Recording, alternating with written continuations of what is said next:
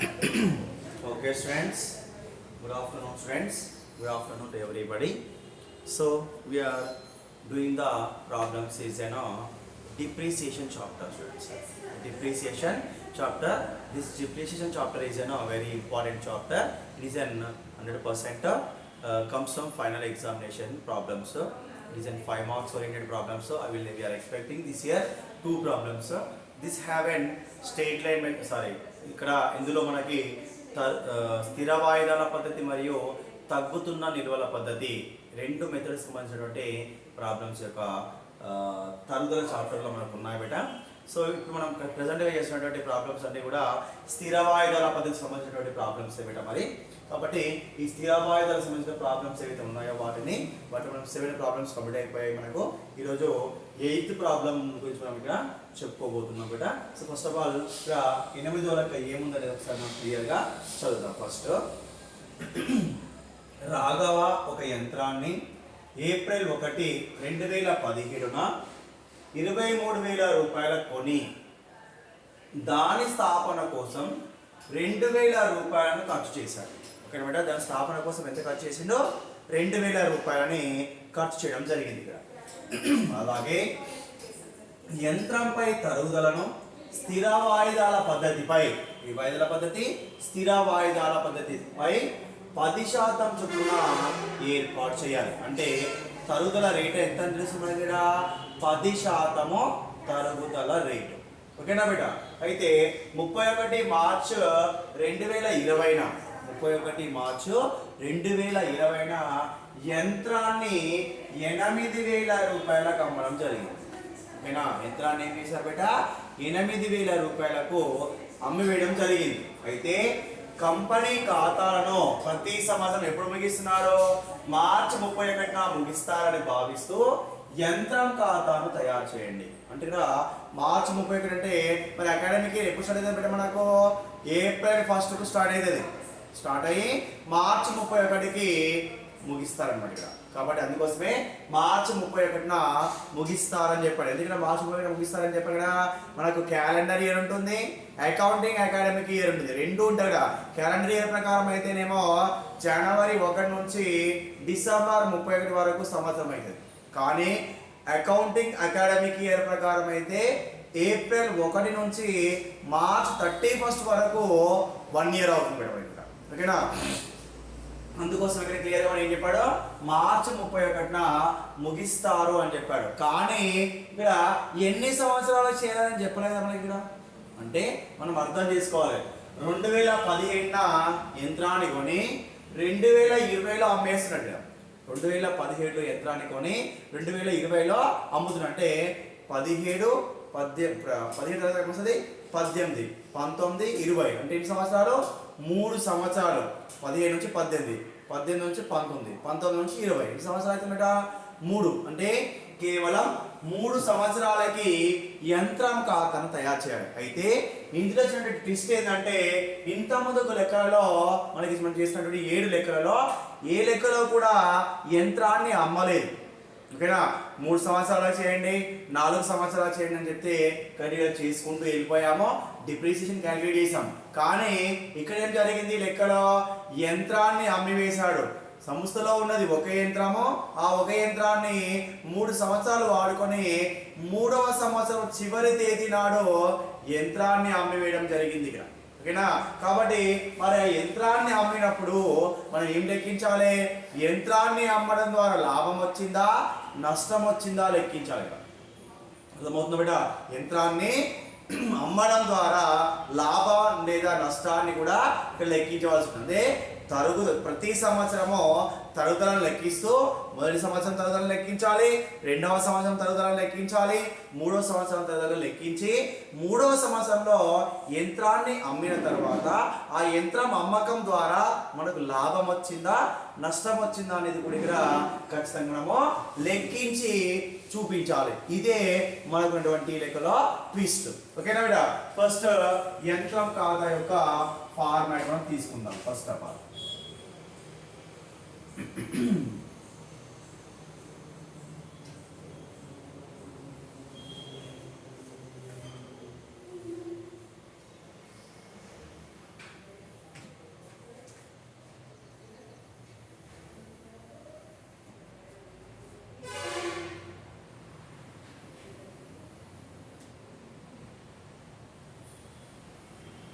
చూడండి,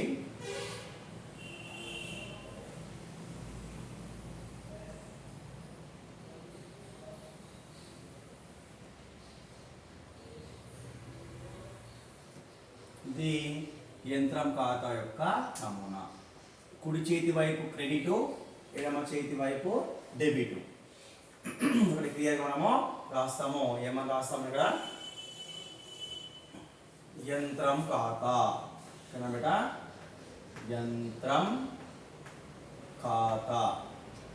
ఇందులో రాయండి తేదీ, వివరాలు, ఆవర్జ పుట సంఖ్య,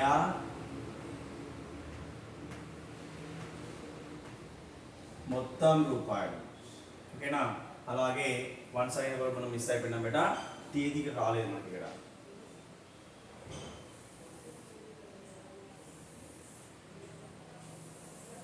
okay, once again take date, తేదీ తీసుకోవాలి మనం ఇక్కడ. తేదీ, తర్వాత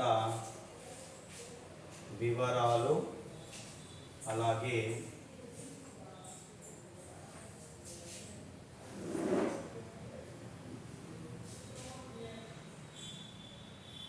ఆవర్జ పుట సంఖ్య, ఇక్కడ మొత్తం రూపాయలు. రైట్, ఇక్కడ క్రెడిట్ తీసుకుంటాం. సో ఇందులో రాయండి తేదీ, వివరాలు, ఆపు సంఖ్య, మొత్తం రూపాయలు. ఓకేనా బేట? ఇది యంత్రం ఖాతాకు సంబంధించినటువంటి ప్రొఫార్మా. ఓకేనా? దీని ద్వారా మనం ఏం చేయాలి బేట? యంత్రాన్ని కొనుగోలు చేసినట్లయితే ఆ యంత్రాన్ని డెబిట్ వైపున టు బ్యాంకు అని నమోదు చేస్తాం. ఒకవేళ యంత్రాన్ని అమ్మినట్లయితే క్రెడిట్ వైపున బై బ్యాంకు అని నమోదు చేస్తాం. అలాగే యంత్రం పైన ఏర్పాటు చేసినటువంటి తరుగుదలను కూడా క్రెడిట్ వైపునే నమోదు చేస్తాం. ఒకవేళ యంత్రాన్ని అమ్మినప్పుడు లాభం వస్తేనేమో డెబిట్ వైపున నమోదు చేస్తాము, లేదా నష్టం వచ్చినట్లయితే క్రెడిట్ వైపున నమోదు చేస్తాం. యంత్రం అమ్మకంపై లాభమేమో డెబిట్ లో నమోదు చేస్తాము, నష్టాన్నేమో క్రెడిట్ లో నమోదు చేయడం జరుగుతుంది బేట. ఓకేనా? ఇది మనం జాగ్రత్తగా గుర్తుంచుకోవాల్సిన విషయాలు. ఇక నెక్స్ట్, యంత్రాన్ని ఎప్పుడు ఏంటండి? ఏప్రిల్ 1, 2017న యంత్రాన్ని కొన్నాం కాబట్టి ఎట్ సైడ్ రాసుకోవాలి? డెబిట్ వైపున 1వ తారీఖు 4వ నెల 2017. ఓకేనా? ఏమని రాస్తాము? టు బ్యాంకు ఖాతా. ఓకేనా బేట? బ్యాంకు ఖాతా. ఎంత పెట్టుకున్నాం యంత్రాన్ని? యంత్రం యొక్క విలువ ఎంత ఉందిడా? 23,000. 23,000 రూపాయలు. ఓకేనా? తర్వాత ఏం చేసాము? దాని స్థాపన కోసం 2,000 రూపాయలను ఖర్చు చేసాం. దాని స్థాపన కోసము 2,000 ఖర్చు చేసాం. దానివల్ల ఏమైంది? నగదు పోయింది కదా, కాబట్టి దాన్ని కూడా నమోదు చేసాము. టు బ్యాంకు ఖాతా బ్రాకెట్ లో రాయండి స్థాపన ఖర్చులు. ఏంటి బేట ఇవి? స్థాపన ఖర్చులు. ఎంత చేసాం బేట? అక్కడ క్లియర్ గా ఇచ్చారు చూడండి. స్థాపన ఖర్చులు 2,000 రూపాయలు. కాబట్టి ఇక్కడ రాసుకోండి, స్థాపన ఖర్చులు 2,000. ఓకేనా బేట? సో నెక్స్ట్, ఇది academic year starting. Academic ending ఎప్పుడు అవుతుంది? మనం క్లోజ్ అయిపోతే సంవత్సరాన్ని ఎప్పుడు ముగిస్తాము? 31 మార్చ్ 2018 రోజున ఈ యొక్క సంవత్సరము ముగించడం జరుగుతుంది. అయితే ప్రతి సంవత్సరం ముగింపులో యంత్రంపై మనం ఏం లెక్కించాలి బేట? తరుగుదలను లెక్కించాలి. ప్రతి సంవత్సరం ముగింపులో యంత్రంపై తరుగుదలను లెక్కించాలి. కాబట్టి ఇక్కడ ఏమని రాస్తాం మనం చూడండి? బై తరుగుదల ఖాతా. ఏమని రాస్తున్నాం అక్కడ? తరుగుదల ఖాతా అని రాస్తున్నాం బేట. అంటే ఈ యొక్క తరుగుదల ఖాతా అనేది మన తరుగుదలని ఎలా తెలుసుకోవాలి మనకి ఇక్కడ? అంటే తరుగుదల అంటే నెలక, 2 నెలలక, సంవత్సరానికి, 6 నెలలక. ఇక్కడ ప్రతి సంవత్సరం చేసామో యంత్రాన్ని సంవత్సరం ఉపయోగించుకుంటే సంవత్సరానికి యంత్రంపై తరుగుదల లెక్కిస్తాం. 3 నెలలు ఉపయోగించుకుంటే 3 నెలలకి యంత్రంపై లెక్కిస్తాము. 6 నెలలు అయితే 6 నెలలకి, 9 నెలలు అయితే 9. అంటే ఎన్ని నెలలు యంత్రాన్ని ఉపయోగిస్తే అన్ని నెలలకు యంత్రంపై తరుగుదలను లెక్కిస్తాం అన్నమాట. ఓకేనా? కాబట్టి ఇక్కడ మనం ఏం చేస్తామంటే వర్కింగ్ నోట్ ద్వారా యంత్రంపై తరుగుదలను లెక్కిస్తాం. Working note 1 first working note పెట్టాలి. ఓకేనా? సో చూడండి, వార్షిక తరుగుదల ఈజ్ ఈక్వల్ టు ఏముంటది ఇక్కడ, ఈ ఆస్తి యంత్రం అసలు విలువ, యంత్రం అసలు విలువ ప్లస్ స్థాపన ఖర్చులు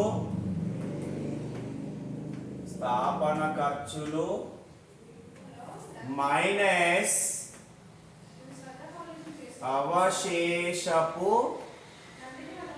విలువ ఇంటూ తరుగుదల రేటు బై 100.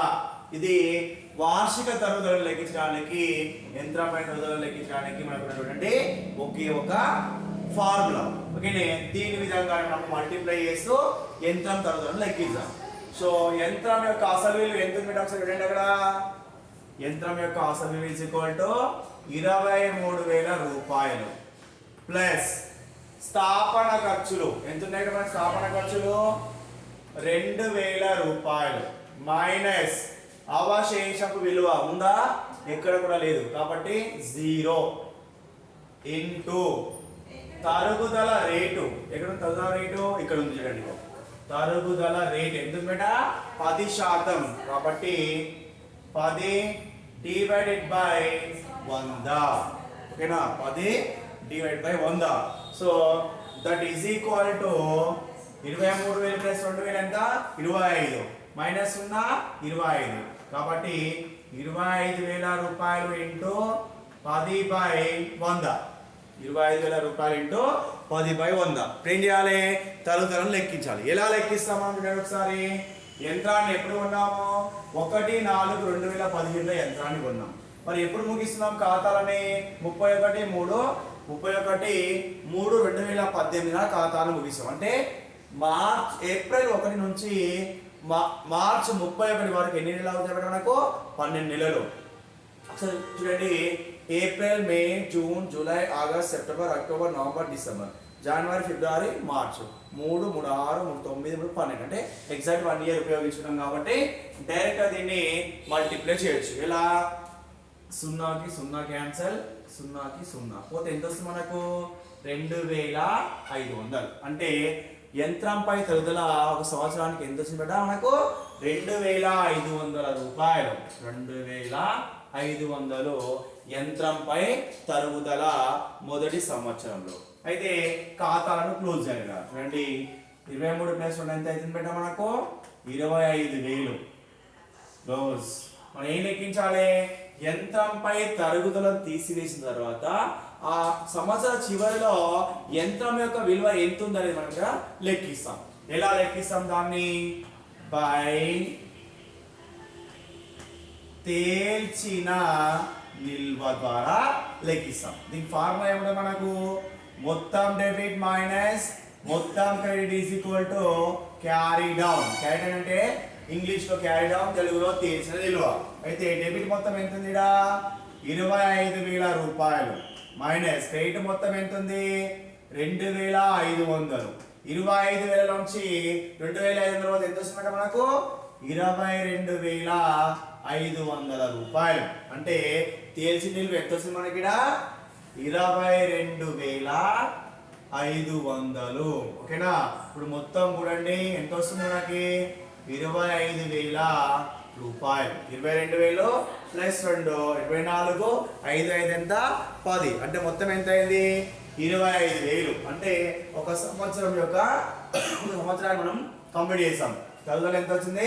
2,500 మొదటి సంవత్సరంలో. అయితే చూడండి, ఇక్కడ రెండవ సంవత్సరానికి వెళ్ళాలి మనం. ఎలా వెళ్తాం? రెండవ సంవత్సరంలో 1, 4, 2018ని రెండవ సంవత్సరాన్ని ప్రారంభిస్తాం. అంటే ప్రతి సంవత్సరం కూడా ఏప్రిల్ 1కి మనం ఎంత ప్రారంభిస్తాం సంవత్సరాన్ని ఇక్కడ అకాడమిక్ ఇయర్ని. కాబట్టి 1/4/2018 ఏమన్నా వస్తాం మేడం మనము టు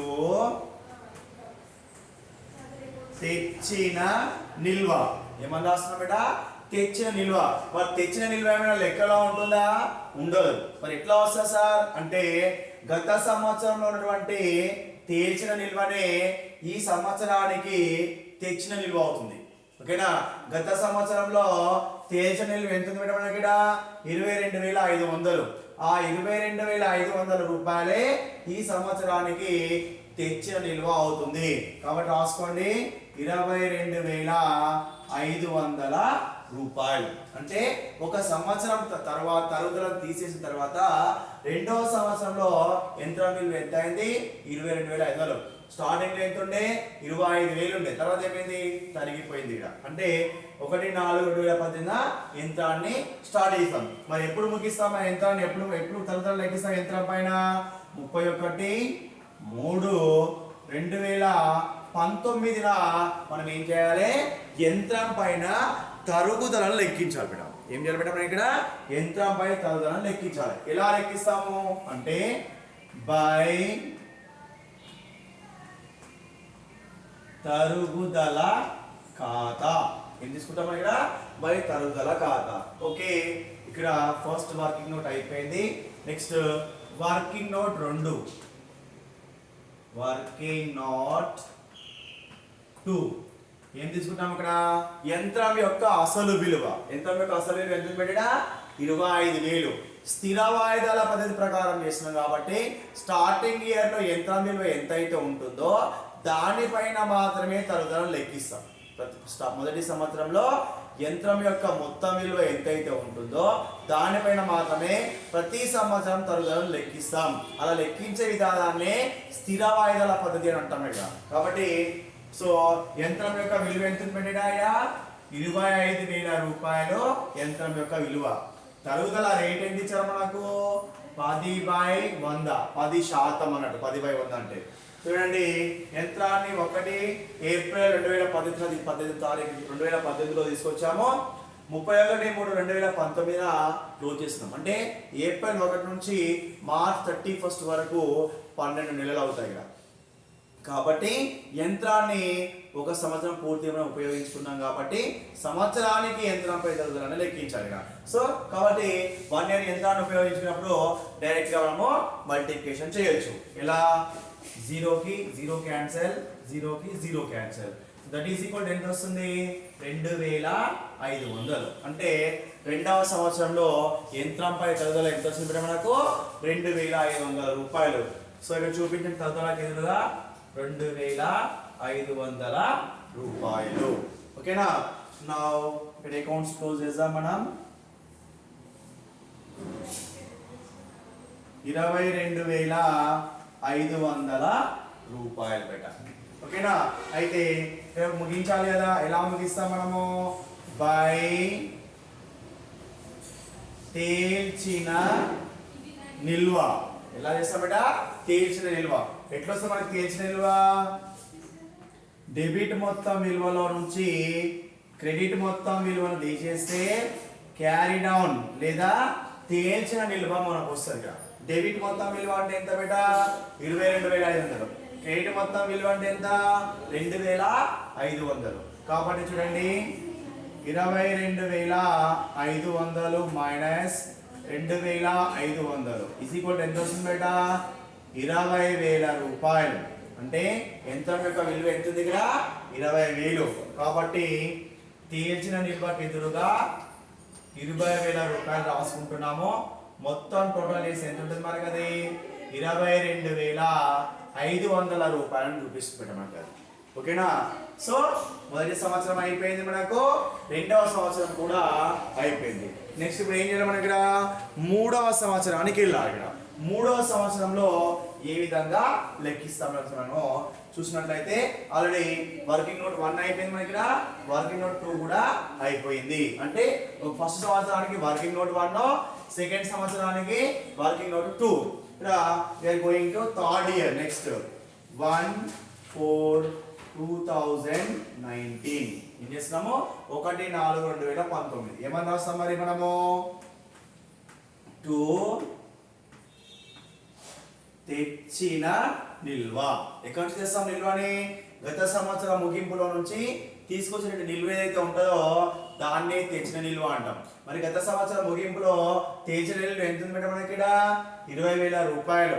ఆ గత సంవత్సరం ముగింపులో ఉన్నటువంటి 20,000 రూపాయల విలువనే ఈ సంవత్సరానికి తెచ్చిన నిల్వ కానీ లేదా ప్రారంభ నిల్వ కానీ అవుతుంది ఇక్కడ. కాబట్టి తెచ్చిన నిల్వ ఎంత రాసుకోవాలి మనం ఇక్కడ? 20,000 రూపాయలు తెచ్చిన నిల్వ. అయితే సంవత్సరం 1, 2, 3వ సంవత్సరం ఇది లాస్ట్ ఇయర్. కాబట్టి ఇయర్లో ఏం చేస్తాం మనము? ముగిస్తున్నాం ఖాతాలను. ఎలా ఎప్పుడు ముగిస్తాము? 31/3/2019కి 2020 సంవత్సరానికి ఏం చేస్తాం ఇక్కడ? ఖాతాలను ముగిస్తాం. ఓకేనా? ముగించినప్పుడు ఫస్ట్ ఏం అనుకుంటాం? ఖాతాలను ముగించినప్పుడు బై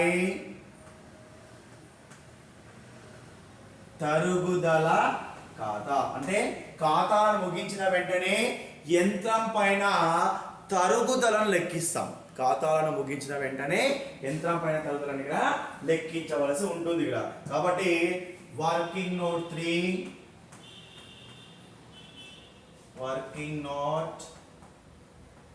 3 ఓకేనా? ఇందులో ఏం చేస్తాం మనము?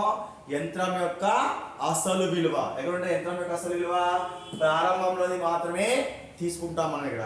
కాబట్టి యంత్రం యొక్క అసలు విలువ ఎంత? 25,000 రూపాయలు ఇంటూ తరుగుదల రేటు ఎంత బేట? 10. కాబట్టి 10%. ఆల్రెడీ 100కి 100 10/100. ఓకే తీసుకున్నాం. అయితే ఈ యొక్క యంత్రాన్ని ఎగ్జాక్ట్ మనం 1 ఇయర్ ఉపయోగించుకుంటే డైరెక్ట్ గా మల్టిప్లై చేయొచ్చు. డైరెక్ట్ గా మల్టిప్లై అంటే ఏంది? 3/12 కానీ 9/12 కానీ 6/12 కానీ ఇక్కడ ఏం రాయవలసిన అవసరం ఉండదు మనం 1 ఇయర్ ఉపయోగించుకుంటే. ఓకేనా? మరి ఉపయోగించామా లేదా ఒకసారి చూద్దాం. ఏప్రిల్ 1 నుంచి మార్చి 31. ఏప్రిల్ టు మార్చ్ ఎన్ని మంత్స్ అంటే బేట?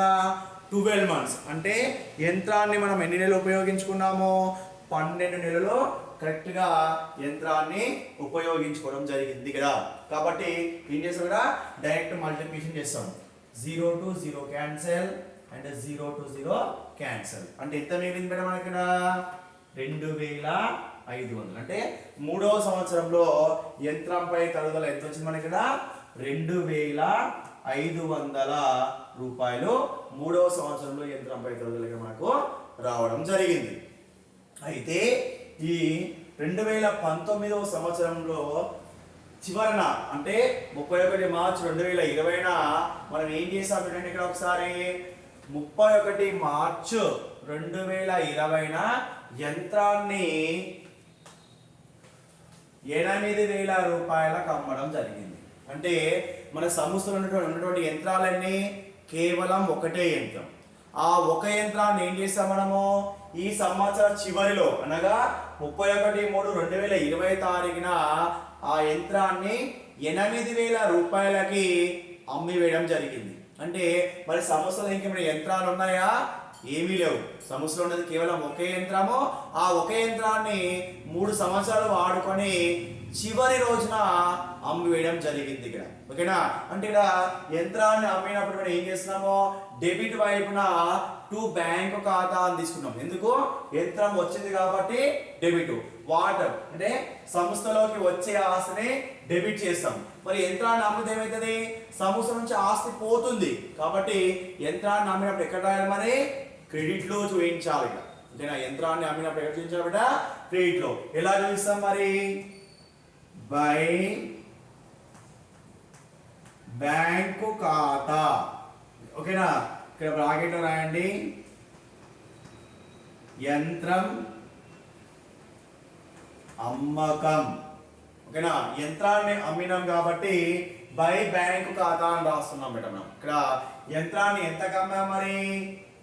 8,000 రూపాయలకు. కాబట్టి ఇక్కడ రాసుకోండి 8,000 రూపాయలు. ఓకేనా? మరి యంత్రాన్ని అమ్మినాం బాగానే ఉంది. ఇక్కడ తెచ్చిన నిల్వ రాదు, ఇక్కడ తెచ్చిన నిల్వ రాదు. ఎందుకు రాదు? సంస్థలో యంత్రం లేదు కాబట్టి. ఓకేనా.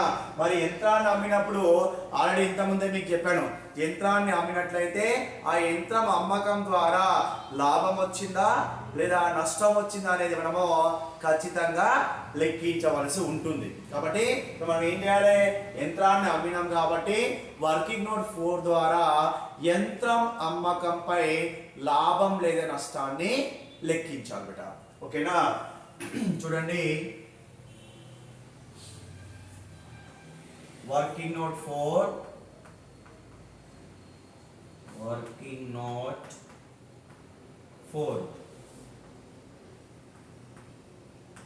యంత్రం అమ్మకంపై లాభం లేదా నష్టం లెక్కింపు. యంత్రం అమ్మకంపై లాభం లేదా నష్టం లెక్కింపు. మరి ఎలా లెక్కిస్తాము మరి అంటే యంత్రం యొక్క అసలు విలువ మైనస్ తరుగుదల మైనస్ యంత్రం అమ్మిన విలువ, ఇవన్నీ తీసేస్తే యంత్రంపై లాభం వచ్చిందా లేదా మరి నష్టం వచ్చిందా అనేది మనము క్లియర్గా లెక్కించడానికి అవకాశం ఉంటుంది బేట. సో ఫస్ట్ చూడండి, ఇక్కడ యంత్రం అసలు విలువ రాయండి. యంత్రం అసలు విలువ ఇజ్ ఈక్వల్ టు, యంత్రం యొక్క అసలు విలువ ఎంత బేట మనకి ఇక్కడ 23,000 ప్లస్ 2,000 ఎంత అయింది మనకు 25,000. కాబట్టి ఇక్కడ రాసుకోండి 25,000. యంత్రం యొక్క అసలు విలువ 25,000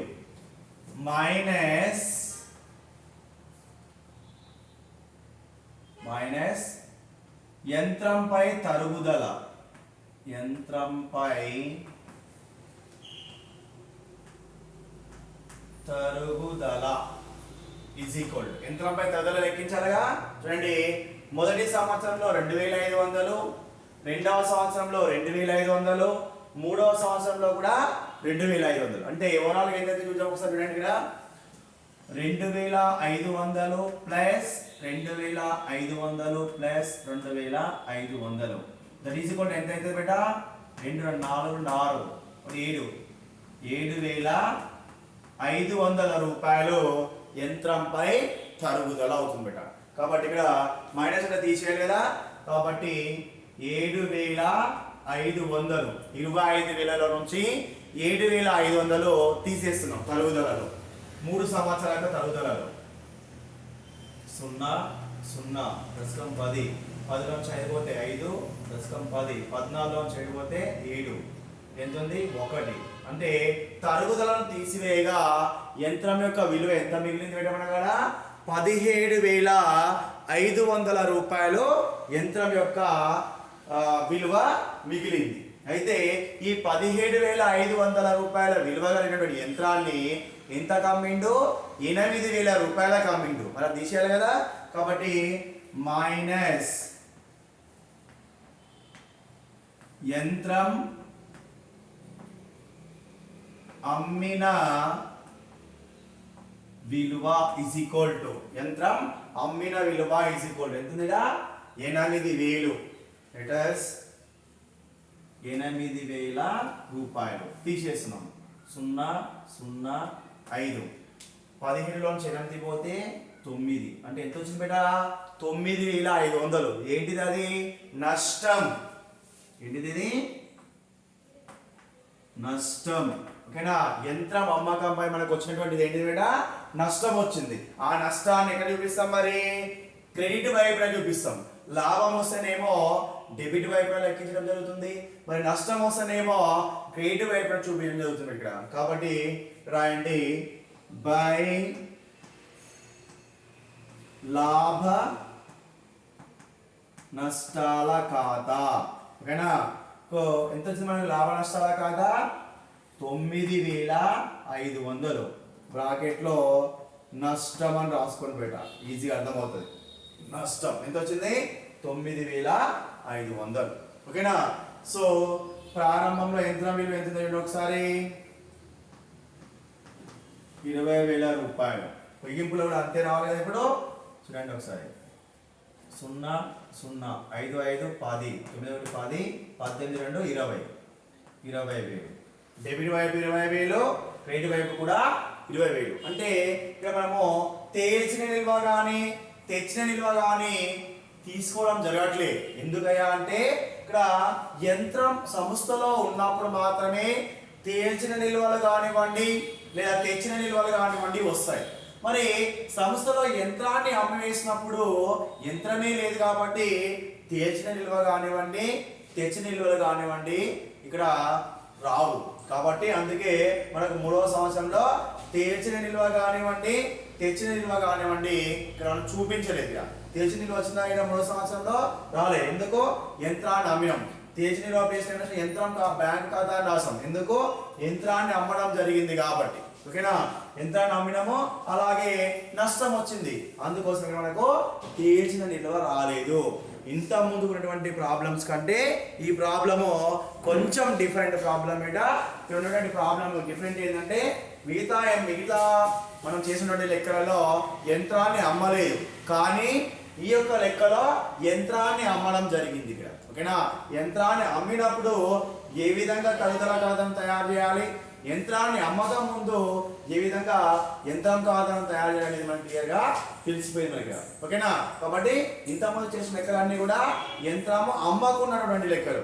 ఈ రోజు చేసినటువంటి లెక్క ఏంటి? ఇక్కడ యంత్రాన్ని అమ్మినటువంటి లెక్క. అంటే యంత్రాన్ని అమ్మిన తర్వాత ఇక్కడ మనకు ఏ విధంగా వస్తుందో ఇక్కడ మనము క్లియర్గా గమనించడం జరిగింది బిడ్డ. ఓకేనా? కాబట్టి ఈ యొక్క లెక్కని మీరు క్లియర్గా ప్రాక్టీస్ చేయండి. బాగా ప్రాక్టీస్ చేస్తారంటే బస్ మీకు ఈ యొక్క లెక్క కూడా ఈజీగా అర్థమవుతుంది, రావడం జరుగుతుంది. కాబట్టి ప్రతి లెక్కని క్వశ్చన్ టు ఆన్సర్ రాసుకొని 100% ప్రాక్టీస్ చేస్తున్నట్టు అలా ప్రాక్టీస్ చేసినప్పుడు ప్రతి లెక్క కూడా మీకు రావడం జరుగుతుంది. ఎలాంటి ఇబ్బంది కూడా మీకు ఉండదు ఇక్కడ. ఓకేనా బిడ్డ?